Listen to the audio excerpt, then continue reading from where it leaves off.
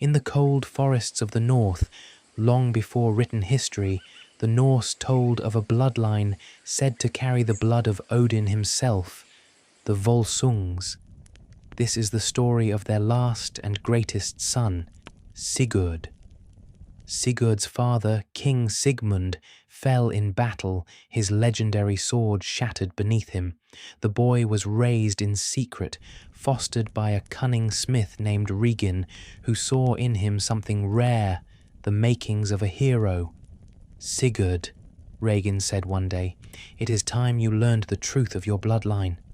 "My mother speaks only in riddles about my father," Sigurd replied. "Who was he truly?" "King Sigmund of the Volsung line," Regin told him. "His sword broke in his final battle, but I am the finest smith in this kingdom. Bring me the shards, and I will forge you a blade no ordinary steel can match." But Regin's generosity was not without purpose. Deep in the wild heath beyond the forest lived a dragon named Fafnir, guardian of a hoard of cursed gold. According to the old sagas, that gold was never meant for mortal hands.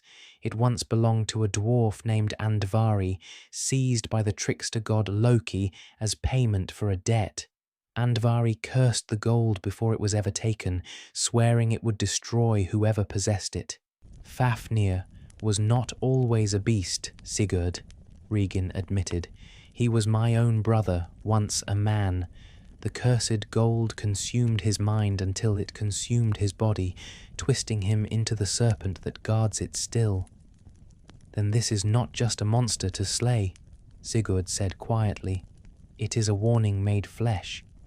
"Precisely," Regin answered. "And that is why I need a hero strong enough to finish what greed began and wise enough not to repeat it." So Regin forged the blade, reborn from the shards of Sigurd's father's sword.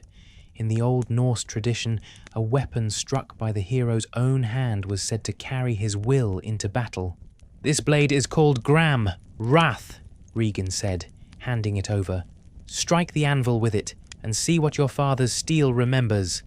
The sword split the anvil in two. Sigurd was ready.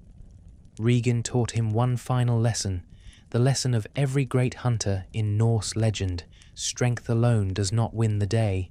Fafnir slept by day and crossed the same ravine each night to drink. Knowledge of the enemy's habits was Sigurd's true weapon. Sigurd dug a trench beneath the dragon's crossing point and waited in the dark, Gram in hand. "I smell a man's fear crawling through my heath," Fafnir hissed as he passed. "Then let it guide you closer, worm," Sigurd answered. As Fafnir's massive body slid over the trench, Sigurd drove Gram upward into the dragon's one unarmoured spot, his underbelly. It was a killing blow born not of brute force, but of patience and preparation. "You have slain me, boy," Fafnir gasped with his final breath. "But heed this warning before I die. The gold you have won is cursed. It will bring you no peace, only betrayal, even from those you trust most." As Fafnir breathed his last, Sigurd did something the old sagas say changed him forever. He tasted the dragon's blood upon his hand. In that instant, Sigurd could suddenly understand the language of birds. Two ravens perched nearby, watching him with ancient eyes. "The smith Regin approaches," one raven murmured, "and his heart is not what it seems." "He raised the boy only to use him," the other replied. "Now that the dragon is dead, Regin means to claim the gold for himself and silence the one witness who could stop him." Sigurd understood, in that moment, the true weight of Andvari's curse. It was never only about the gold itself. It was about what greed does to those who touch it, even those closest to you. The sagas tell that Sigurd, forewarned by the birds, was ready when Regin's true intentions surfaced.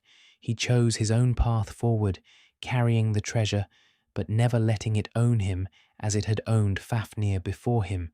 This is the heart of the Volsung legend, that true heroism is not measured by the size of the treasure won, but by the wisdom to see its price and the courage to walk forward regardless.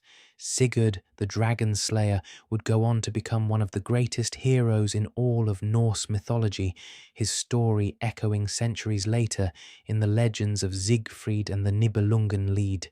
But that is a saga for another day.